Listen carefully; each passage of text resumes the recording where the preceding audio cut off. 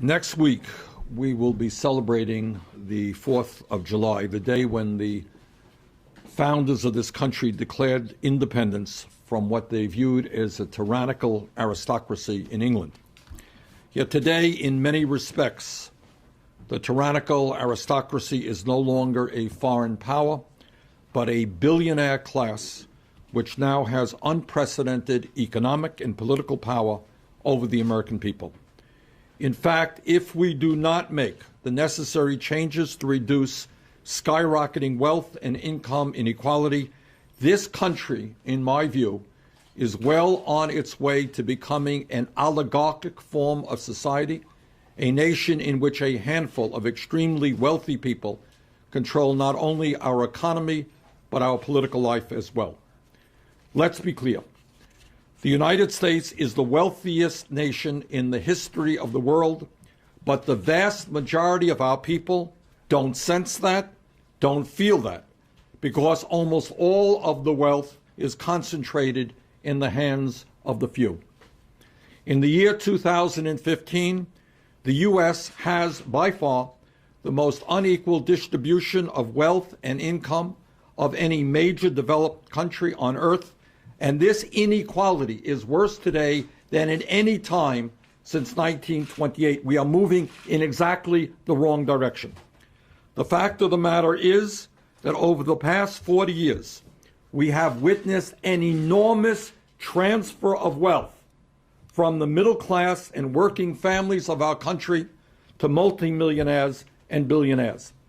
Now, my Republican colleagues often express their fear about wealth distribution. In fact, that is exactly what has been happening over the last 30 years. There has been a massive transfer of wealth, but it has gone from the middle class and working families to the people at the top.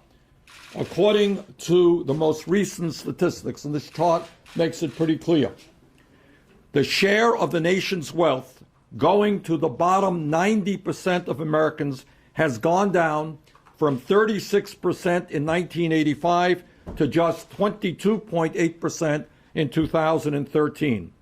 Meanwhile, over the same time period, the top 0.1% saw its share of the nation's wealth more than double, going from 10% in 1985 to 22% today.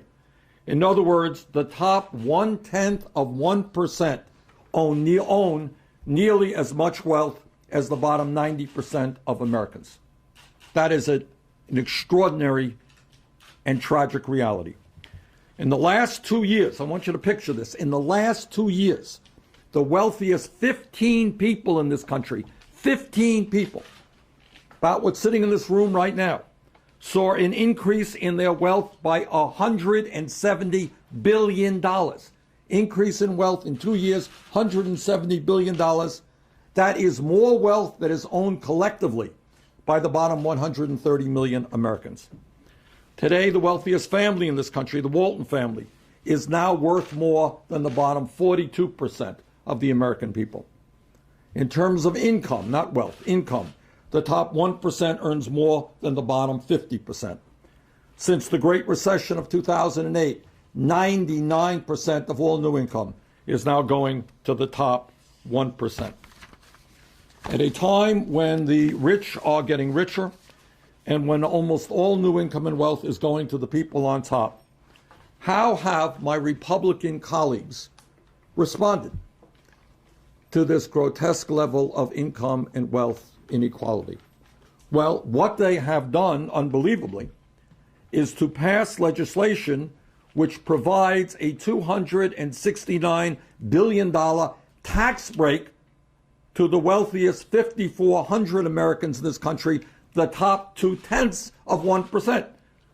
So in the midst of massive wealth and inequality, what the Republicans have said is, oh, let us give the very, very, very wealthiest people a gigantic tax break. And they do this by completely repealing the estate tax. Now, in my view, this is wrong morally. We should not exacerbate income and wealth inequality when it is so bad today. It is wrong economically. We do not need to be putting more money into the hands of the very richest people in this country while the middle class continues to decline. But this is not just what Bernie Sanders believes or what Jan Schakowsky believes. More than a century ago, President Teddy Roosevelt, a good Republican, fought for the creation of a progressive estate tax in order to reduce the enormous concentration of wealth that existed during the Gilded Age. And this is what President Teddy Roosevelt said about 100 years ago, quote, "The absence of effective state and especially national restraint upon unfair money getting has tended to create a small class of enormously wealthy and economically powerful men whose chief object is to hold and increase their power. The prime need is to change the conditions which enable these men to accumulate power. Therefore, I believe in a graduated inheritance tax on big fortunes, properly safeguarded against evasion and increasing rapidly in amount with the size of the estate." End of quote. Teddy Roosevelt. You don't hear too many Republicans speaking that language today. While Roosevelt spoke those words in 1910, they are even more relevant today. Income and wealth inequality, in my view, is the great moral issue of our time. It is the great economic issue of our time. And as a result of Citizens United, it is the great political issue of our time. No great nation can flourish when so few have so much and so many have so little. Now, one of the straightforward ways to address wealth inequality, invest in the disappearing middle class, and preserve our democracy is to enact a progressive estate tax on multimillionaires and billionaires. As you know, for almost 100 years, this country has had an estate tax on the books that only taxes the inheritances of the very wealthiest people in this country.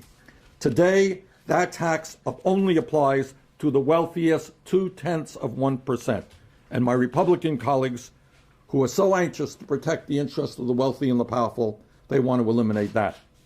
But I think we should move in a very different direction. And that is why, along with Congresswoman Schakowsky, I am introducing the Responsible Estate Tax Act.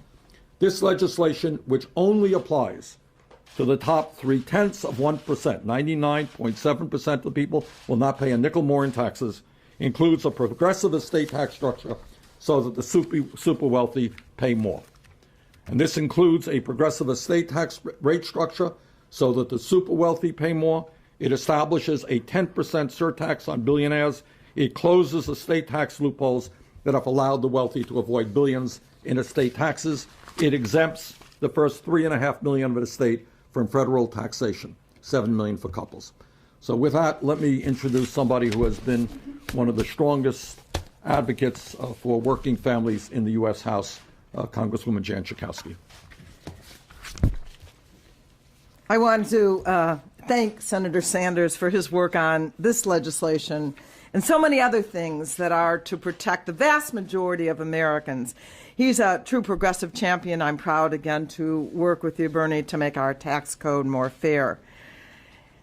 As Bernie said, this country is the richest country on the face of the earth, and we have never been richer than we are at this very moment. But this period of extreme wealth is also one of extreme inequality. The richest 0.1% of Americans has as much wealth as the least affluent 90% of us. Turns out that the easiest way to make a fortune in the United States is the old-fashioned way: inherit it. The House Republicans want to make Paris Hilton and her bratty brother and other rich kids even richer by completely repealing the estate tax, which they voted to do in April. So if you earn $30,000 a year, you pay taxes on it. But if the Republicans had their way, you could inherit a lump sum of $1 billion and not pay a dime. And that would pull an extra $269 billion out of federal investments in infrastructure, education, retirement security, and other priorities and put it directly in the pocket of privileged couch potatoes. We can do better than that, starting with the Responsible Estate Tax Act. Our bill would amend the estate tax to raise additional revenue for national priorities in a progressive way without taxing any estate on the first $3.5 million inherited by an individual, or $7 million coming from a couple. And that means 99.7% of Americans would experience no tax increase at all. So this should not be a burden. Our bill would add new estate tax rates for inheritance over $10 million and $50 million, with an additional 10% surtax for the Waltons, the Kochs, and other billionaire heirs. Income inequality is a crisis that threatens the very fabric of this country.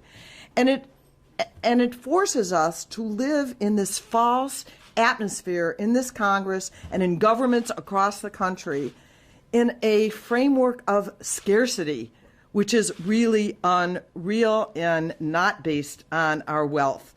So we ought to do something about it, starting with raising billions of dollars from individuals who have done nothing to earn it. The Responsible Estate Tax Act is the way forward, and I am very proud to be the House sponsor of this legislation. Thank you.